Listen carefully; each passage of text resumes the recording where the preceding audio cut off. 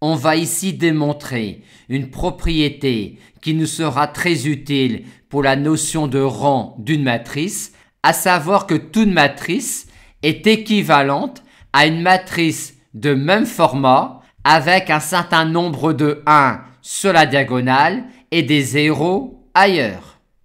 En notant bien que l'on peut éventuellement avoir aucun 1 sur la diagonale. Et cette matrice de MNPK est appelée la matrice JR, en notant bien que J0 est la matrice nulle. Il s'agit donc de montrer que l'on peut passer de M à une matrice de la forme JR en multipliant M à droite et à gauche par des matrices carrées inversibles bien choisies.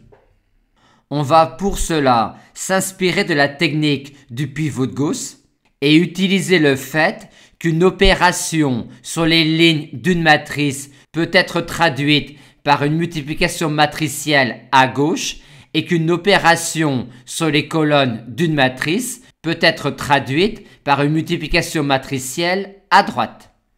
Et on va procéder par récurrence sur S qui est N fois P. C'est clair pour S égale 1, vu qu'alors N égale P égale 1.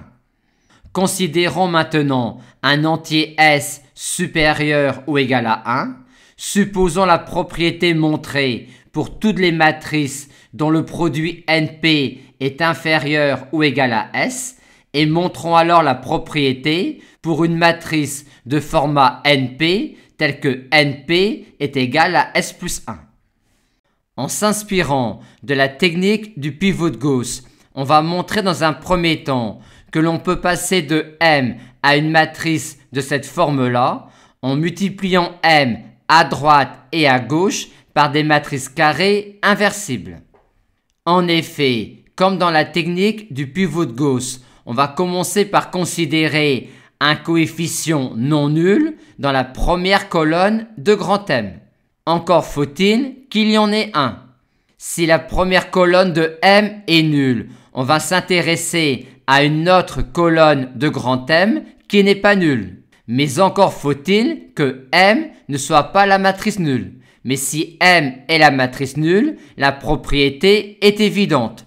Supposons donc désormais que M n'est pas la matrice nulle.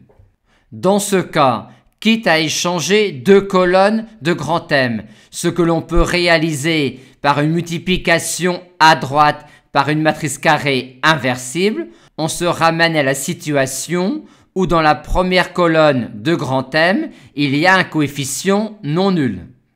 Quitte ensuite à échanger deux lignes et à multiplier une ligne par un coefficient non nul, ce que l'on peut réaliser par une multiplication matricielle à gauche par une matrice carrée inversible, on se ramène à la situation où on a un coefficient 1 ici.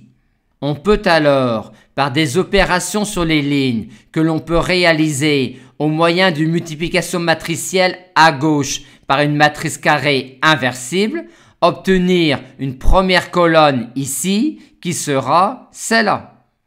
Et en effectuant ensuite des opérations sur les colonnes de la matrice, ce que l'on peut réaliser par une multiplication matricielle à droite par une matrice carrée inversible, on peut se ramener à cette situation-là. Quand M est non nul, il existe donc des matrices carrées inversibles P1 et Q1, telles que la matrice P1MQ1 soit de cette forme-là. Si maintenant la matrice P1MQ1 se résume à cette partie-là, c'est terminé. Sinon, on considère la matrice grand N qui est ici. On peut alors appliquer l'hypothèse de récurrence à grand N. Et on va maintenant se servir des matrices carrées inversibles P et Q pour construire des matrices P' et Q' inversibles, telles que P' fois cette matrice-là fois Q', soit une matrice de la forme JR. Et pour effectuer un tel produit, on va utiliser la multiplication matricielle par bloc. On doit donc avoir ici le même découpage que là. Et on doit donc avoir ici le même découpage que là. De plus, pour qu'intervienne cette quantité-là, on a envie de mettre la matrice P ici. On va donc effectuer ce découpage-là sur les lignes. Et de même, on a envie de mettre la matrice Q ici, ce qui nous demande de réaliser ce découpage-là en colonnes. Et comment compléter la matrice bleue et la matrice verte? On va au plus simple en mettant 1 ici et 0 en dehors. Cette matrice P'-là est bien inversible car si on la multiplie par la même matrice mais en mettant P-1 ici, on obtient la matrice identité. Et de même, cette matrice-là est inversible. Et en effectuant la multiplication matricielle par bloc, on obtient finalement une matrice de cette forme-là avec ici le bloc JR au lieu du bloc N, ce qui achève la démonstration.